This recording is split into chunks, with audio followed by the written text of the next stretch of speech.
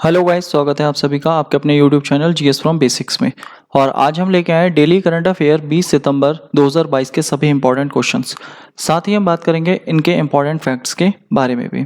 और गाइस, जो अगर आपने अभी तक हमारे चैनल को सब्सक्राइब नहीं किया है तो आप हमारे चैनल को सब्सक्राइब कर लीजिए। यहाँ आपको डेली करंट अफेयर के साथ साथ वीकली करंट अफेयर भी अवेलेबल होता रहेगा। तो चलिए गाइस, शुरू करते हैं हमारी आज की वीडियो। तो आज का हमारा पहला फर्स्ट क्वेश्चन है, प्रतिवर्ष अंतर्राष्ट्रीय लोकतंत्र दिवस कब मनाया जाता है? तो प्रतिवर्ष अंतर्राष्ट्रीय लोकतंत्र दिवस मनाया जाता है 15 सितंबर को। तो ऑप्शन ए इसका राइट आंसर है। और 15 सितंबर के ही दिन अगर हम बात करें मनाया जाता है इंजीनियर्स डे।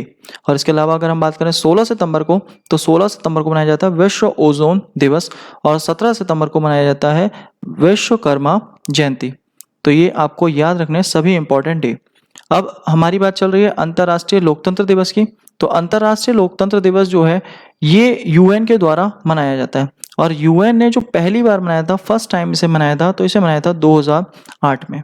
और अगर हम बात करें, यूएन को विश्व की लघु संसद भी कहा जाता है। और वर्तमान में इसके जो अध्यक्ष हैं वो मालदीव के अब्दुल्ला शाहिद हैं। इसके अलावा इसमें 193 देश शामिल हैं। तो ये सभी इंपॉर्टेंट फैक्ट्स आपको याद रखने हैं। नेक्स्ट है हमारा अगला क्वेश्चन, हाल ही में किसने ग्रीन फिन्स हब लॉन्च किया है? तो ग्रीन फिन्स हब जो है ये अगर देखा जाए तो समुद्री पर्यटन उद्योग को बढ़ावा देने के लिए लॉन्च किया गया है, ताकि समुद्र में जो पर्यटन है पूरे विश्व में समुद्री पर्यटन को बढ़ावा दिया जाए। जैसे स्कूबा डाइविंग वगैरह गेम्स हैं तो उसे काफ़ी ज़्यादा प्रमोट किया जाए। और इसके लिए इसमें 14 देशों को शामिल किया गया है। और इसीलिए यहाँ पर संयुक्त राष्ट्र पर्यावरण कार्यक्रम ने इस पहल की शुरुआत की है। तो यानी इसे शॉर्ट में बोलते हैं यूनेप। और यूनेप का जो मुख्यालय है वो नैरोबी केन्या में है। इसके अलावा इसी के साथ में एक संस्था और भी है, वो भी आपको याद रखनी है, रीफ वर्ल्ड। जो रीफ वर्ल्ड है ये फाउंडेशन है, रीफ वर्ल्ड फाउंडेशन, ये यूनेप के साथ में मिलकर इस कार्यक्रम में सहायता कर रही है। तो आपको याद रखना है कि ये संयुक्त राष्ट्र पर्यावरण कार्यक्रम के द्वारा शुरू किया गया। नेक्स्ट है हमारा अगला क्वेश्चन, 16 सितंबर 2022 को किस शहर को वर्ष 2022 और 23 के लिए शंघाई सहयोग संगठन एससीओ की पहली पर्यटन और सांस्कृतिक राजधानी नामित किया गया है?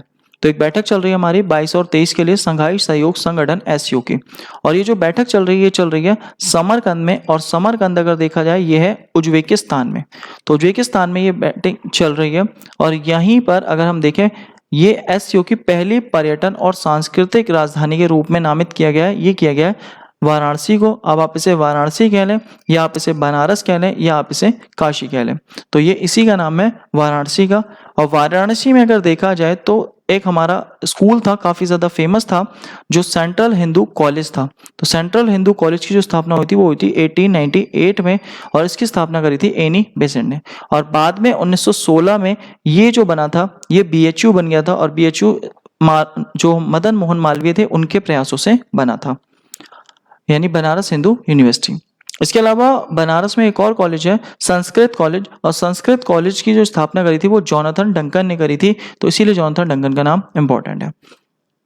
अब जो शंघाई सहयोग संगठन है इसकी जो बैठक चल रही है 22 और 23 वाली, ये तो हुई है समरकंद में। लेकिन अब जो 23 और 24 की बैठक होगी वो हमारे भारत में होगी, यानी 2023 की जो बैठक होगी वो भारत में होगी। नेक्स्ट है हमारा अगला क्वेश्चन, 17 सितंबर 2022 को किसने नई दिल्ली में राष्ट्रीय लॉजिस्टिक नीति एनएलपी का शुभारंभ किया है?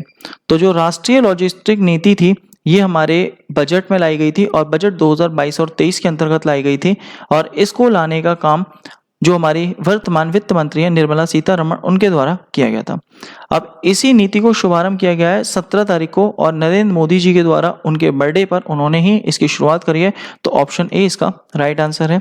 और लॉजिस्टिक यानी कि जो बात आती है माल ढुलाई, मतलब जितना भी हमारा माल ढुलाई है तो माल ढुलाई की जो कॉस्ट है वो कम की जाए, ताकि जो निर्यात है भारत से निर्यातों का जो बढ़ जाए, निर्यात बढ़े। इसीलिए इसमें एक मंत्रालय भी सहयोग कर रहा है और वो है वाणिज्य एवं उद्योग मंत्रालय। तो वाणिज्य एवं उद्योग मंत्रालय द्वारा राष्ट्रीय लॉजिस्टिक नीति का शुरू किया गया। और इसकी शुरुआत की है हमारे प्रधानमंत्री नरेंद्र मोदी जी ने अपने बर्थडे 17 सितंबर के दिन। तो ये आपको याद रखना है। नेक्स्ट है हमारा अगला क्वेश्चन, 5 सितंबर 2022 में किस भारतीय को फ्रांस के सर्वोच्च नागरिक पुरस्कार Knight of the Legion of Honour से सम्मानित किया गया? तो Knight of the Legion of Honour award से जो सम्मानित किया गया है वो डॉक्टर स्वाति पीरामल को किया गया है, तो यानी ऑप्शन सी इसका राइट आंसर है। और अभी लास्ट ईयर अगर देखा जाए तो किया गया था हमारे शशि थरूर को। तो जो शशि थरूर है, तो शशि थरूर को भी ये अवार्ड मिला हुआ है लीजन ऑफ द ऑनर। इसके अलावा ये अवार्ड मिला हुआ है लता मंगेशकर जी को।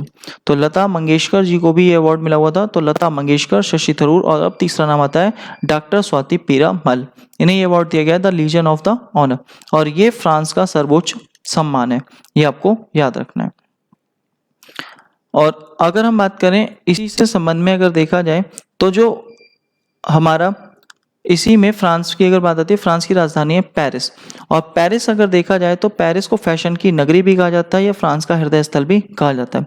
और जो एफिल टावर है वो भी फ्रांस के पेरिस में ही स्थित है। तो ये सभी बातें आपको याद रखनी है। नेक्स्ट है हमारा अगला क्वेश्चन, 17 सितंबर 2022 को किसे भारत का पहला स्वच्छ सुजल प्रदेश घोषित किया गया? तो स्वच्छ सुजल वाला प्रदेश यानी स्वच्छ भी है और सुजल भी है, तो ऐसा प्रदेश है बना है अंडमान निकोबार द्वीप समूह। तो अंडमान निकोबार द्वीप समूह की बात आती है। लेकिन हमारा अगर क्वेश्चन बदल जाता है, जैसे अगर क्वेश्चन पूछा जाता है हर घर जल वाला प्रमाणित राज्य कौन सा था, तो वो था हमारा, अगर देखा जाए तो वो था गोवा। और अगर हम बात करते हैं कि केंद्र शासित कौन सा होता, तो होता दादर और नागर हवेली। इसके अलावा अगर हम जिले की बात करते हैं तो मध्य प्रदेश का बुरहानपुर। अब अंडमान निकोबार की बात आती है, तो अंडमान को निकोबार से जो अलग करता है वो कौन सा चैनल अलग करता है? 10 डिग्री चैनल। तो 10 डिग्री चैनल अंडमान और निकोबार के बीच में। भारत का एकमात्र सक्रिय ज्वालामुखी बैरन द्वीप, ये भी कहाँ पर है? अंडमान निकोबार पर है। यहाँ पर जारवा और शैम्पेन जनजाति भी निवास करती हैं। इसके अलावा यहाँ की जो राजधानी है वो है पोर्ट ब्लेयर, और पोर्ट ब्लेयर यहाँ की राजधानी है। और साथ ही अगर देखा जाए पोर्ट, यहाँ पर जो काले पानी की सजा दी जाती थी सेलुलर जेल भी हमारा यहीं पर ही स्थित है। इसके अलावा अंडमान निकोबार में अभी कुछ द्वीपों का नाम बदल दिया गया था, जैसे रॉस द्वीप का नाम बदलकर नेताजी सुभाष चंद्र बोस द्वीप कर दिया गया था। इसके अलावा एक द्वीप था हमारा हैवलॉक द्वीप, तो हैवलॉक द्वीप का नाम स्वराज द्वीप कर दिया गया था। और तीसरा था हमारा नील द्वीप, और नील द्वीप का नाम बदलकर कर दिया गया था शहीद द्वीप। इन द्वीपों का भी नाम चेंज किया गया हाल ही में। इसके अलावा अगर हम बात करें, जो यहाँ पर अगर देखा जाए भारत का एकमात्र हमारा जो सुसुप्त ज्वालामुखी है नारकोंडम, वो भी हमारा अंडमान निकोबार में।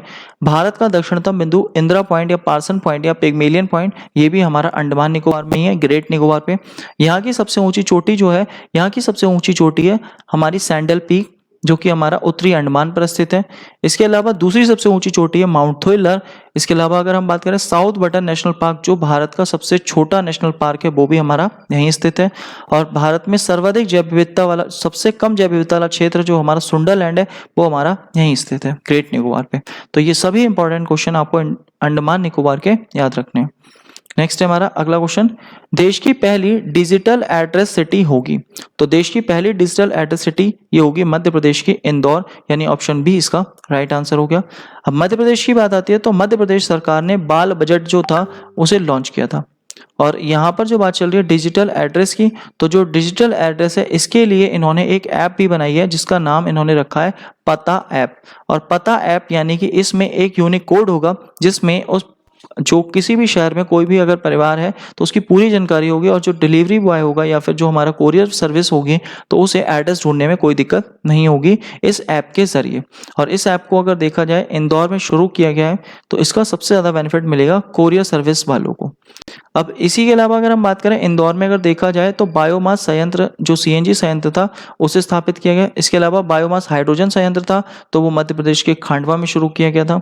और मध्य प्रदेश में एक बड़ी फेमस नदी है नर्मदा नदी, और नर्मदा नदी पर एक बांध है ओमकारेश्वर बांध। इसके अलावा जो धुआंधार जलप्रपात है वो भी हमारा नर्मदा नदी पर स्थित है। नेक्स्ट हमारा अगला क्वेश्चन, हाल ही में किस देश ने 7वें पूर्वी आर्थिक मंच EEF की मेजबानी की है? तो इसकी मेजबानी रशिया के द्वारा की गई है, यानी ऑप्शन ए इसका राइट आंसर है।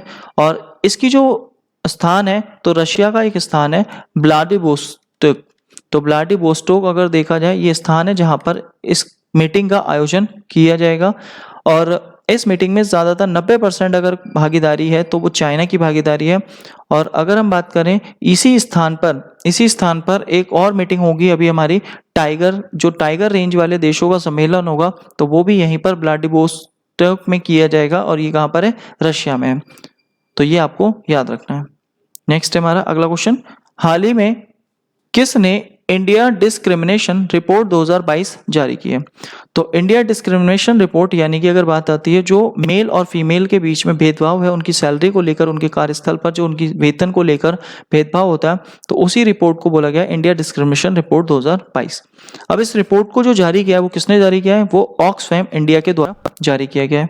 तो इसी में अगर बात आती है यहाँ पर ऑक्सफैम इंडिया ने इंडिया डिस्क्रिमिनेशन रिपोर्ट जारी की है। इसके अलावा अगर हम बात करें, अगर ह्यूमन डेवलपमेंट इंडेक्स जो जारी करता है वो यूएनडीपी के द्वारा जारी करी जाती है। और मानव जो हमारा अगर देखा जाए ह्यूमन डेवलपमेंट है, मानव विकास सूचकांक, उसमें भारत 132वें स्थान पर है। इसके अलावा वर्ल्ड हैप्पीनेस इंडेक्स में अगर देखा जाए 136वें स्थान पर है। और अगर हम बात करें शांति सूचकांक में तो 135वें स्थान पर है।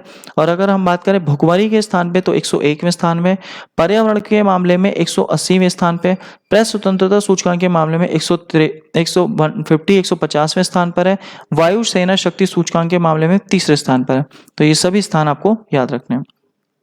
नेक्स्ट है हमारा, भारत की पहली सेमीकंडक्टर प्रोडक्शन फैक्ट्री किस राज्य में स्थापित की जाएगी? अब ये फैक्ट्री जो हमारी लग रही है सेमीकंडक्टर, तो सेमीकंडक्टर जो चालक और कुचालक के बीच का काम करता है वो होता है सेमीकंडक्टर। अब सेमीकंडक्टर जैसे एग्जांपल बतौर हमारा सिलिकॉन या जर्मेनियम है, तो ये सारे हमारे अर्धचालक या सेमीकंडक्टर होते हैं। और इसकी जो फैक्ट्री लग रही है, इसकी फैक्ट्री लग रही है गुजरात में। और ये फैक्ट्री पहले महाराष्ट्र में लगने वाली थी, लेकिन अब ये लग रही है हमारी कहाँ पर, गुजरात में।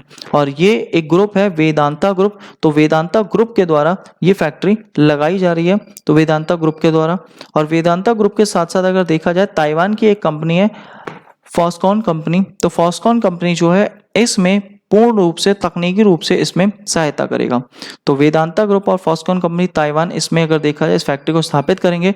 और ये होनी थी महाराष्ट्र में, लेकिन हो कहाँ रही है, गुजरात में। तो ये आपको याद रखना है। तो ये थे हमारे आज के सभी इंपॉर्टेंट क्वेश्चन। साथ ही आज की पीडीएफ फाइल आप हमारे टेलीग्राम ग्रुप, व्हाट्सएप ग्रुप या डिस्क्रिप्शन बॉक्स के लिंक से भी डाउनलोड कर सकते हैं।